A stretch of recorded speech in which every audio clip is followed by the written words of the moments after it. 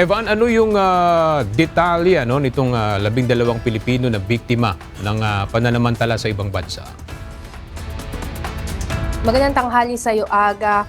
Ayon sa Department of Migrant Workers, sa pakikipagtulungan nila sa Philippine Embassy, ay ligtas na nga nakauwi kahapon ang 12 Pilipino na biktima ng illegal job recruitment at human trafficking sa bansang Myanmar.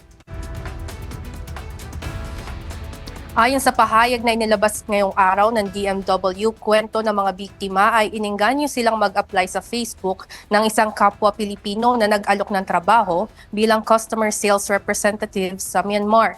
Ngunit pagdating sa bansang iyon, hindi ito ang kanilang inabutan at pinilit sila umanong maging online scammer ng walang sahod o day off. Naranasan umano ng mga biktima ang iba't ibang klase ng pang-aabuso gaya ng bugbugin gamit ang PVC stick, kuryentehin at piliting mag-duck walk, frog walk, tumalon at umupo ng matagal. Humingi umano sila ng pahintulot umalis, ngunit pinagbabayad ng employer ng $15,000 para dito.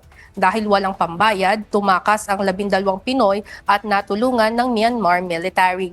Ayon sa mga biktima, kasama sila sa 250 katao na hawak ng isang scam center sa Myanmar na napalaya at nakatawid sa border ng Thailand sa Popras noong nakaraang linggo.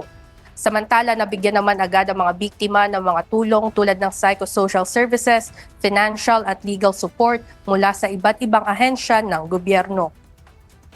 Aga patuloy naman ang pagpapaalala ng Department of Migrant Workers sa ating mga kababayan na nagnanais na magkaroon ng trabaho abroad na maging mapanuri sa mga nakikitang job posting o mga recruitment online upang hindi mabiktima ng mga illegal recruiter. Yan muna ang update mula dito sa Makati City. Balik sa inyo dyan, Aga. Maraming salamat, Ivan Alvarez.